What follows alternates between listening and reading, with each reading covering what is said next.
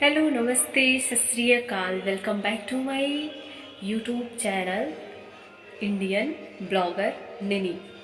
मैं तरह तरह की वीडियोस बनाती हूँ, कभी कुछ बनाती हूँ, कभी कुछ बनाती हूँ। आजकल मुझे बहुत सवार है पोइट्री का।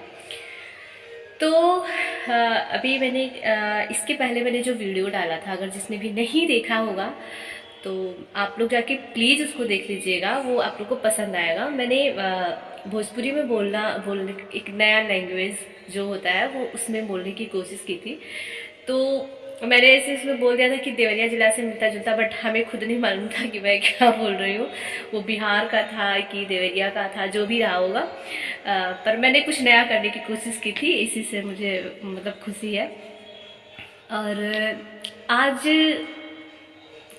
मैं आज भी एक पोइट्री करने वाली हूँ, लेकिन उससे पहले मैं बता देना चाहती हूँ कि जितने लोग मुझे सुन रहे हैं या मुझे देख रहे हैं, वो सभी के सभी मुझे प्लीज़ सब्सक्राइब करना। और ये जो है, ये कविता आप अगर सुन भी रहे हो, देख भी रहे हो, तो इसको शेयर कहीं ना कहीं तो ज़रूर कर देना, ज़रूर कर देना, क्योंकि ये बहुत अच्छी कविता मुझे लगती है। वैसे बहुत लोगों ने इसमें बहुत सारी कविताएं लिखी हैं, बहुत तरीके से लिखी हैं, बहुत सारी भावनाओं से लिखी हैं, पर मेरी जो भावनाएं हैं वो इससे जुड़ी हुई हैं। और मैं क्या कहती हूँ, तो मैं इसके पहले थोड़ा सा इंट्रोड्यूस देती हूँ अपनी कविता के बारे में कि देखिए कि ये जो सृष्टि है, इस सृष्टि की जो रचना हुई है, ये जो ब्रह्मांड है, यहाँ जो हम पृथ्वी की बात सिर्फ करते हैं, बहुत सारी जातियाँ हैं, बहुत सारी प्रजातियाँ हैं, बहुत, लेकिन एक मेल और फीमेल और एक जो वो होते हैं, वो तो दोनों के बीच के होते हैं, तो उनकी बात नहीं करते हैं। कि एक दो ही जाति मैंने अपने नज़र में हमेशा देखा है, बाकी उसके अलावा मैंने कोई जाति नहीं देखा है, एक स्त्री एक पुरुष। अब उन्हीं दोनों से इस पूरी जो सृष्टि है, ये जो पूरा हमारा मतलब जो चल रहा है, माँ बाप भाई बहन, ये जो सब कुछ है, इतने सारे रिश्ते हैं, ये सब उसी दो ही लोग से होते हैं। ऐसे ही सुबह शाम है, रात दिन है, हर एक का अपोजिट एक कोई ना कोई है। तो मेरे कहने का मतलब ये है कि ये स्त्री जो है बहुत महान होती है और पुरुष भी महान होता है। यहाँ पे मैं किसी को वो नहीं गिरा रही हूँ, तो बस अपने को ध्यान में रखना है। और यहाँ पे ममतत्व, वात्सल्य, ये जो भी रस का या जो भी कुछ मैं प्रयोग करने वाली हूँ इसी में है, क्योंकि मैं भी किसी की बेटी हूँ, मेरे भी पास माँ थी। और अभी भी मेरी शादी हो चुकी है, मैं अपने ससुराल में हूँ, तो यहाँ पे भी मुझे बहुत अच्छी माँ मिली है। और जो मेरी और भी मेरी जो भी माँ है वो भी बहुत ही अच्छी है। मेरी मायके की भी माँ अच्छी है, ससुराल की भी माँ अच्छी है, मतलब माँओं का बहुत आशीर्वाद है मेरे ऊपर, बुजुर्गों का भी बहुत आशीर्वाद है। तो आप लोग सोच रहे हो कि इतना बकबका रही है, कविता भी बोल रहे, तो कविता भी बोलूँगी, आप लोग थोड़ा सा वेट करो, क्योंकि अब सुनना है तो भाई थोड़ा तो वेट करना पड़ेगा। तो इस कविता में माँ के बारे में मैंने लिखा है, अपनी भावनाओं को लिखा है।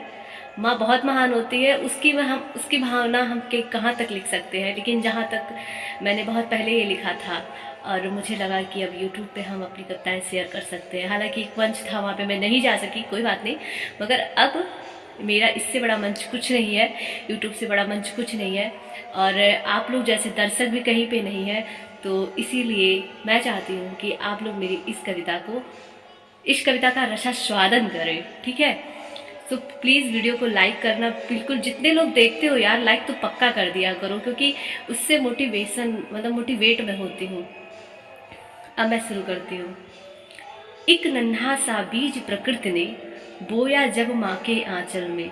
मैं कविता देख देख के पढ़ूंगी, क्योंकि कुछ याद है, कुछ लाइनें भूल जाती है, तो बीच में डिस्टरबेंस आ जाता है, तो उसको माइंड मत करना। एक नन्हा सा बीज प्रकृति ने बोया जब माँ के आंचल में, उस बीज को लेकर के माँ मग्न रही हृदयाचल में। कुछ वक्त गुजर जाने के बाद माँ लाई मुझको इस जग में, जब नैन खुले तो माँ डूबी ममता के इस भव सागर में। जब एक छोटा सा बच्चा घर में पैदा होता है, उस माँ से पूछिए कि मतलब जब बच्चा पैदा होता है तो तुरंत ममतत्व में आ जाती है। और इसीलिए मैंने कहा, जब नैन खुले तो माँ डूबे, जब उस पीड़ा से माँ निकलती है और बच्चे को देखती है तो ममता के भवसागर में वह डुबकी लगाने लगती है। कुछ वक्त गुजर जाने के बाद माँ लाई मुझको इस जग में, जब नैन खुले तो माँ डूबी ममता के इस भवसागर में। मन में उमंग की ले किरणे, कितनी भी पीड़ा हो, कितने भी दर्द हो, लेकिन उमंग उत्साह से भरपूर होती है। मन में उमंग की ले किरणे, नैनों में आंसू अंधार लिए, वो खुशी के आंसू होते हैं। और उस समय एक छोटी सी बच्ची के मन में क्या रहता है वो भी हम बता रहे हैं। मन में उमंग की ले किरणे, नैनन में आंसू धार लिए। तब ये जो छोटी सी बच्ची है वो मैं अपने आप को सोच के लिखी हूँ। लगता है आज प्रकृति ने है माँ का पूरा श्रृंगार किए। उस समय माँ का पूरा श्रृंगार हुआ रहता है।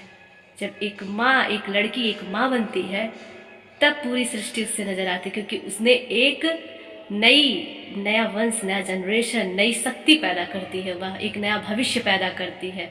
इस संसार को चलाने के लिए या आगे बढ़ाने के लिए एक तेज पैदा करती है। तो वही कहती है कि मन में उमंग की ले किरणे, नैनन में आंसू अंधार लिए। लगता है आज प्रकृति ने है माँ का पूरा श्रृंगार किए। लिपटी मैं जब माँ के हृदय से, ध्यान से सुनिएगा, लिपटी मैं जब माँ के हृदय से और मैंने स्तनपान किया।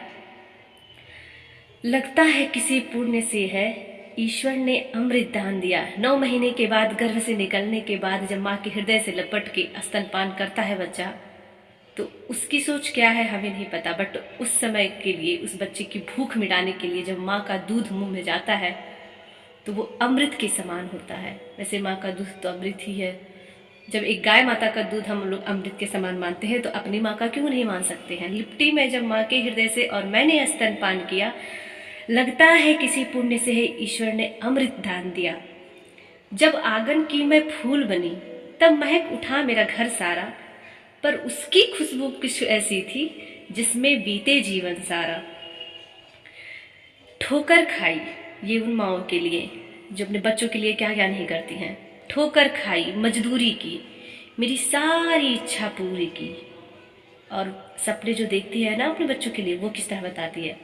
ठोकर खाई, मजदूरी की, मेरी सारी इच्छा पूरी की। उसने वो सपने बता दिए जो उसके लिए अधूरी थी। जब कठिन परिस्थितियां पास आई, बच्चों के पास जब कठिन परिस्थितियां पास आती हैं तो या तो माँ या बाप या दोस्त या कोई सहारा होता है, बट यहाँ पे सिर्फ माँ की ही बात कर रही हूँ मैं। जब कठिन परिस्थितियां पास आई तो माँ ने डटकर साथ दिया। त्याग और शक्ति का गहना और सर पे संस्कार का ताज दिया। एक लड़की को त्याग और शक्ति का गहना देती है और सर पे संस्कार का ताज दिया। बलिदान की मूर्ति जैसी थी। बलिदानी बहुत होती हैं स्त्रियां, बहुत सहनशील, बहुत शक्तिशाली होती हैं। उनको इसीलिए कहा जाता है कि ये माँ है। माँ से बढ़ के कोई वर्ड ही मुझे नहीं लगता। बलिदान की मूर्ति जैसी थी, बलिदान का पाठ पढ़ा गई माँ। झांसी की रानी कैसी थी, सीता सौभाग्य बता गई माँ। यहाँ पे दोनों रूप बताती है माँ कि कहीं पे अगर तुम्हारे पास किसी भी तरह की प्रॉब्लम, समस्या आती है तो झांसी की रानी की तरह लड़ो, और अगर जहाँ तुम्हें झुकना है वहाँ सीता की तरह बन के झुको। तो इस तरीके से है। बलिदान की मूर्ति जैसी थी, बलिदान का पाठ पढ़ा गई माँ। झांसी की रानी कैसी थी, सीता सौभाग्य बता गई माँ। माँ की अब इस परछाई को, मैं अपनी माँ की परछाई हूँ, ये शब्द मेरे लिए है। माँ की इस अब परछाई को, और सबके लिए है जो भी लोग सुन रहे हैं। माँ की अब इस परछाई को ना धुंधला कर ना खोना है, जिसको जीवन भर सजोना है उसका ये रूप न खोना है। मैं माँ की ही रूप हूँ, उसका ये रूप न खोना है, क्योंकि माँ की इस बेटी को एक माँ के रूप को बोना है, एक माँ के रूप को बोना है, क्योंकि मैं भी किसी की कभी माँ बनूंगी। तो इसीलिए ये कविता आपको कैसी लगी, होपफुली आशा करती हूँ कि आपको बहुत पसंद आई होगी। तो अगर आपने ये कविता पूरी सुनी है तो प्लीज़ शेयर करिएगा और हमारे चैनल को सब्सक्राइब जरूर करिएगा, ताकि मैं और भी अच्छी कविताएं ला सकूँ, कई प्रकार से कविताएं ला सकूँ। तो मैं आप सबसे बहुत प्यार करती हूँ। आप सभी हमें जितने लोग लाइक करते हैं, जितने लोग मेरे सपोर्टर हैं, वो लोग भी मुझे बहुत प्यार करते हैं।